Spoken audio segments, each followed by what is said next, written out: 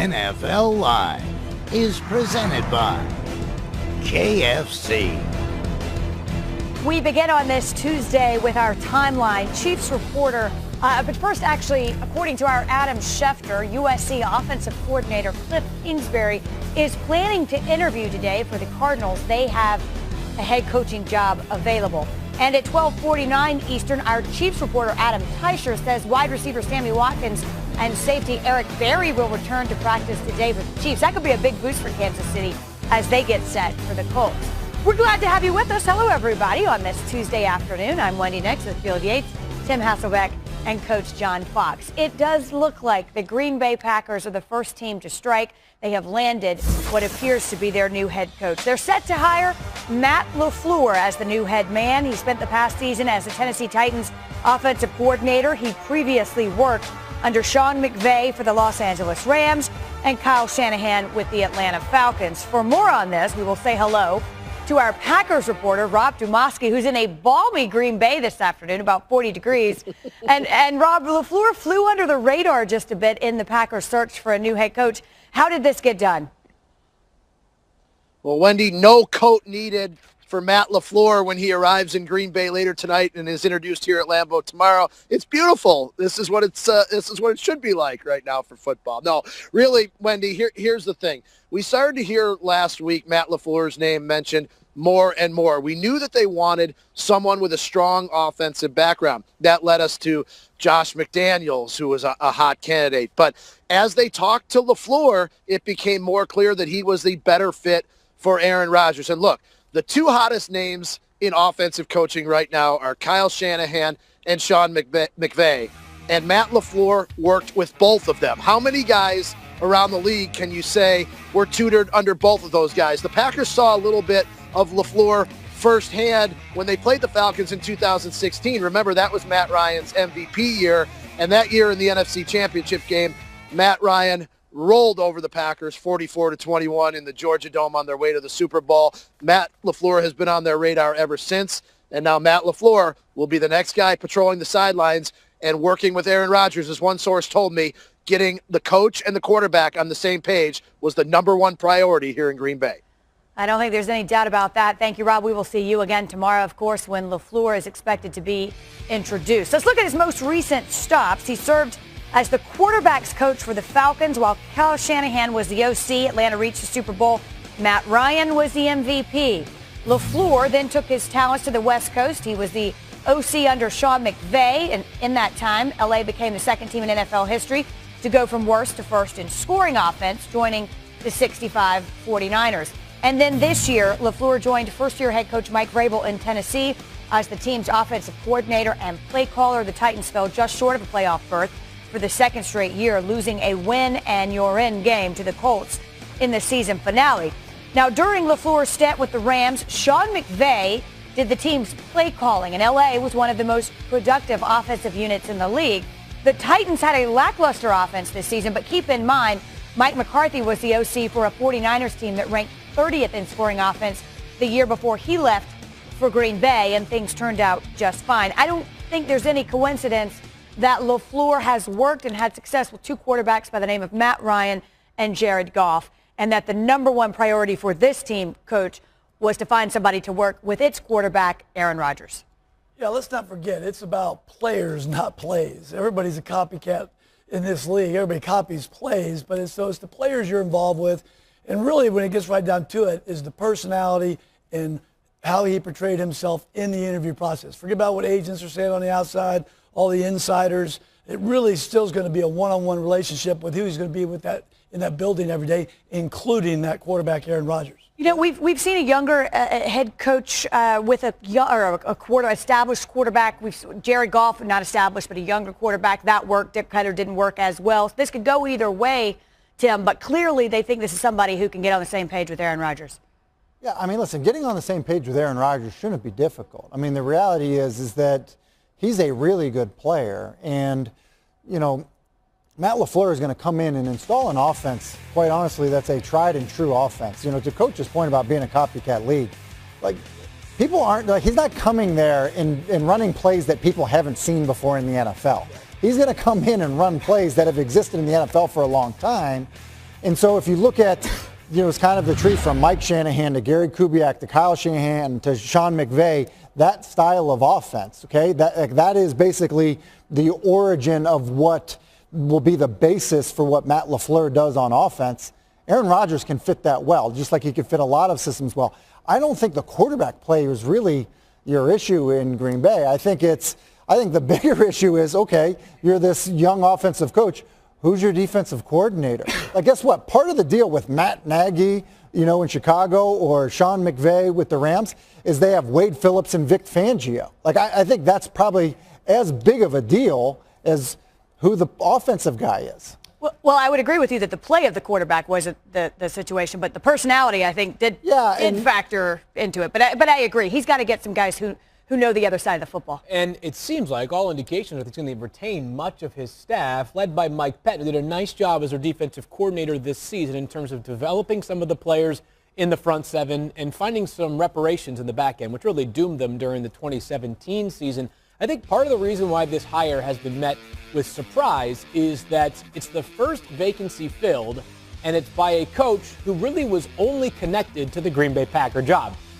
Matt Lafleur was not the spicy name of this head coaching carousel right now. There were others like Matt Eberflus of the Colts, Cliff Kingsbury, who are scheduled to interview with multiple teams, and people sort of just assume, okay, those will be the first dominoes that fall, and instead it's Matt Lafleur. And I think that what it sort of brings us back to is what Coach mentioned off the top, in that we can talk all about us in the media, who we think the top candidates are, who are the risers, who are the fallers, who has the most stock. But ultimately, when you go out there and you interview, that can be a 4, 5, 6 hour process where you are selling your entire operation to the decision makers. And in Green Bay, that specifically is Mark Murphy, the team president. And it sure feels like that connection was forged during that one interview. And here we are with Matt Lafleur, who's got a grand opportunity. Say what you will about how the Packers performed this season.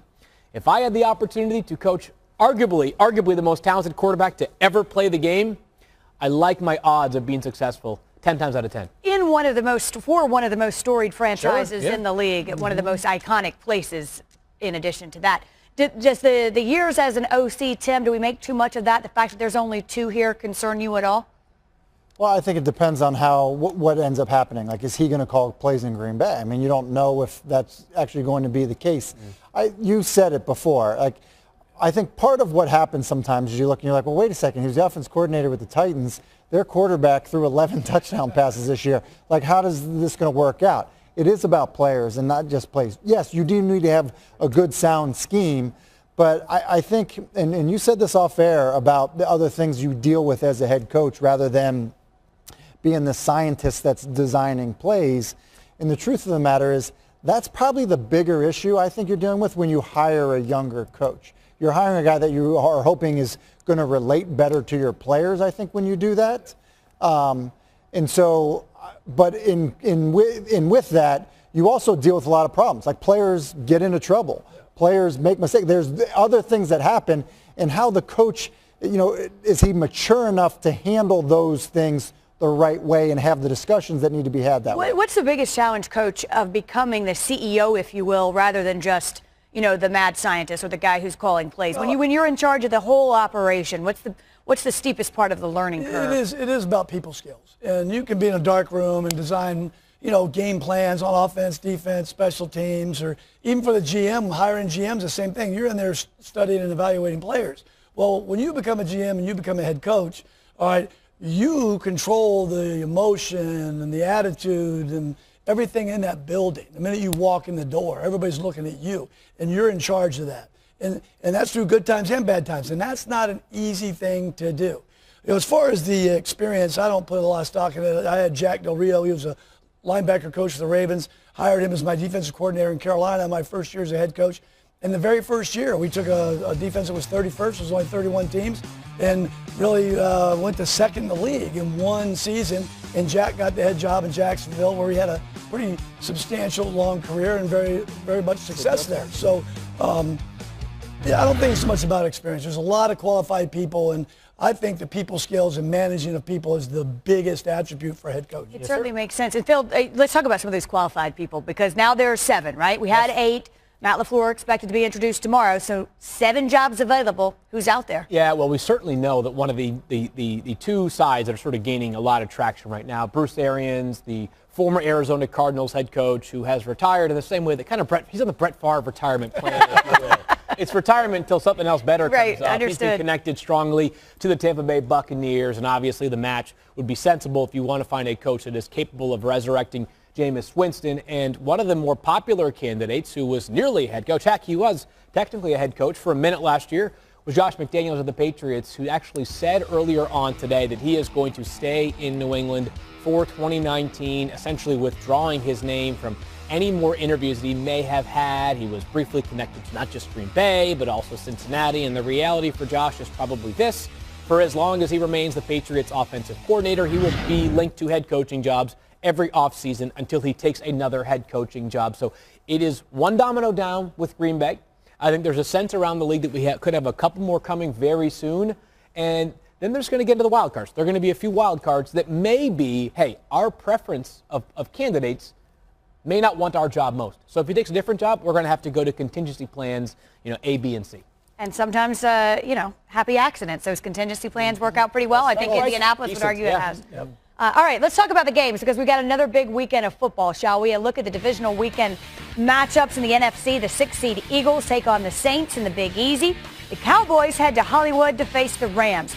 The Chargers head out west again to face New England on Sunday, but the weekend kicks off Saturday with the Colts and the Chiefs, and that will also mark the postseason debut for Patrick Mahomes. He played his way into the MVP conversation during the regular season. No question about that. But now the question becomes whether he can help his coach, Andy Reid, finally win his first championship and get that monkey off his back, so to speak. Here is Patrick Mahomes on the road ahead. Yeah, I mean, every playoff game's big. I mean, we're excited. Not just any playoff game. I mean, beating the Colts, not winning for a long time. Like, do you understand the magnitude of this particular one? Yeah. I mean, for me, it's my first playoff game. I'm excited just to be here and then at the same time get the opportunity to go out there and win games like this. I mean, when you grow up, you want to go and play games like this. When you get older, you want to be a professional athlete and you want to win on the biggest stage. And so for me, it's about going out there, and like I said, be myself, lean on my teammates, and try to go out there and win a big football game. It's a big one, that's for sure. Wildcard weekend, they're rough so far for guys making their first playoff starts. All 3 have lost. Pat Mahomes will try to buck that trend. No quarterback has won the Super Bowl in the same postseason where he made his first NFL start since Tom Brady in 2001. Coach, you've dealt with young quarterbacks. You've dealt with veteran quarterbacks. What's the challenge here of taking Mahomes from an absolutely excellent regular season quarterback into the postseason? Well, as you looked on the diagram there, 3 of the guys lost this past weekend. So the thing with Patrick Mahomes that I've seen all season long is him being in pressure-packed situations, on the road, last-minute drives. Just the fact that this is his first complete year as a starter is even mind-boggling as the MVP of the National Football League. So I'm sure Andy Reid is just telling him, be the same guy. Be the same guy you've been all season long. I don't think you'll have a problem with that. But it is a whole different atmosphere when you click into playoff mentality. Be the same guy. What kind of guy was he? You likely saw it if you watched any football at all, but just in case, let's take another look. These are some of the most outstanding plays. There were so many to pick from. How much time do we have? We got a while. We had to pick 6, though. Week 14, Chiefs hosting the Ravens. No look. Mahomes and the no-look first down. That's ridiculous. And he reenacted that for Peter King this week and showed all the elements that went into it. And just a brilliant, remarkable throw right there by Patrick Mahomes. And again, and I can't say it enough, those who saw him play from a very young age say they have seen him do this, and he continued to do it through every level. This is game This is on the the line same right game, here. by the way. And if they don't make this throw, game is over. They lose at home for what would have been their first loss at home this season. 4th and 9, moving on the run. Under 2 minutes to play, by the way. 40 yards in the air. Listen, Tyreek Hill on the he's receiving outside end. the numbers. He throws it to the opposite hash. Look, up. You know what? I'll go this way. And it's just how they don't coach it, Coach. No, okay. Coaches don't coach that. No, coaches do not coach that. There's no question. Week 3, Chiefs and 49ers. Mahomes scrambles left, turns around, rolls right. Chris Conley, no problem. Right in the end zone. Here's the deal. This ball gets there so fast that Richard Sherman, who's a very good player, has the opportunity to fall off the guy he's covering, and he can't get there. He's shoulder shrug. I mean, the ball just gets there in a hurry. This is the Chiefs on the road in LA against the Rams. It was week 11. You think he can't throw it deep? Guess what? 73-yard touchdown. And I would argue he made it look somewhat effortless. I was going to say, that wasn't even full platform. Like, that just, step up into it. Easy, breezy. I mean, good luck. Patrick Mahomes. And this, of course, is what the Colts will have to contend with. Week 4, Chiefs in Denver. This was Monday Night Football. Got a feeling that we're going this way. Yeah, Mahomes rolls left, switches hands, throws the pass lefty to Tyreek Hill. Improv. I've been impressed with his ability just as a runner and just the athleticism, because I don't know that at least I didn't see it as much in college. Agreed. Yep. As the style of offense they ran. This is the Chiefs in Seattle. Again, Mahomes rolls left, turns his body. This is a side throw, if you will. Stop it. And look at this. Look at the I think pliability. Mahomes impressed himself on this one. Like, I think his right hamstring might have been, look at where it finishes. That's ridiculous. Nobody else in the league can do that. No. This is the one where he was looking at his hand like, did I really? Yeah, you did. Yep. You know what? You did I just got do that. Oh, all right then. Since we can't hammer it home enough, Mahomes has been an absolute playmaker when outside of the pocket. His 14 touchdown passes in that situation, 6 more than any other NFL player, and he's got 208 more passing yards than any other QB from outside the pocket. He finished 2018 with the second best QBR in the NFL on such plays. He is dynamic. If there's no other word to describe Patrick Mahomes, it is certainly that one. So, all right, Indianapolis, Tim, you're the Colts. Number 1, good luck. Number 2, what do you do?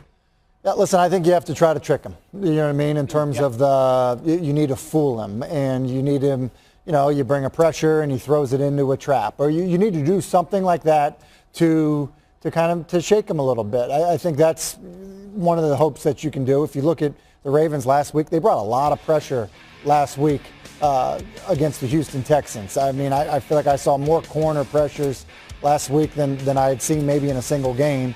And then I think the other aspect of it is you've got to do a good job devoting resources to stopping Travis Kelce, and you can't give up the huge play to Tyreek Hill. And that's all sounds. It's easier to say than actually do. But I think you need to at times, you need to double them at times. And so maybe sometimes you fool them on who you're doubling, because I don't think that they are the same run game that they were when they had Kareem Hunt. And that's significant for them, I believe. Well, again, the Colts and Chiefs will kick things off. That's our first game, 4:35 on Saturday. The Chiefs, of course, playing at Arrowhead. The AFC playoffs loaded with the best talent at quarterback. Are you on the Andrew Luck train or riding high with Pat Mahomes? We'll tell you which quarterback we trust the most. Also, long snappers might not have the most interesting position on the field, but John Dornbos has a story for the ages. Check it out, man. And he whips up his shorts all the way to his boys. And boom, full inner thigh coverage of a tattoo of me. This thing came to mind. I looked at him and I go, you are awesome. NFL Live is presented by KFC's $3 Famous Bowl. Try it spicy. Ask if you want. Presented by KFC. It was the dominant defense that set the tone for the Cowboys, and that left Dak Prescott and company to do just enough to edge the Seattle Seahawks. Dallas lives to play another day. They now head west for a date with the Los Angeles Rams. And for more on this, we will say hello to our Cowboys reporter, Todd Archer. Todd, Dak and the Cowboys head into this matchup as an underdog, but tell us why this trip to the Coliseum isn't too big a moment for the Cowboys quarterback. Well, Wendy, his first trip to the LA Coliseum, a 2016 preseason game, that was the first time we really got a read on what he could be. If you remember when training camp opened, he was the number 3 quarterback. Kellen Moore was the backup, broke his leg the first week of training camp. As a veteran, Romo wasn't going to play in that first preseason game, so the job fell to Prescott. He goes out there, 10 of 12 passes, 2 touchdowns in his work. And all of a sudden the Cowboys think, hey, maybe we got something here. Well, a couple weeks later, Romo breaks his back. He takes the job full time, and we've known what he's been since that point. I spoke to Travis Frederick in the locker room on Monday about that game, and he said, when Prescott came in the huddle, he was remarkable poise, composure, and really had felt like this was the moment, okay, we're going to be fine if we need this guy. Well, he's been fine ever since, and now he's got the Cowboys in the divisional round for the second time in 3 years, and he hopes his next trip to the Coliseum is as good as his first trip. Understandably so. Thank you so much. Speaking of the next level, Dwayne Haskins is headed for the NFL. The one and only Mel Kiper Jr. joins us next. He'll talk about potential landing spots for Haskins, and his answer may surprise you.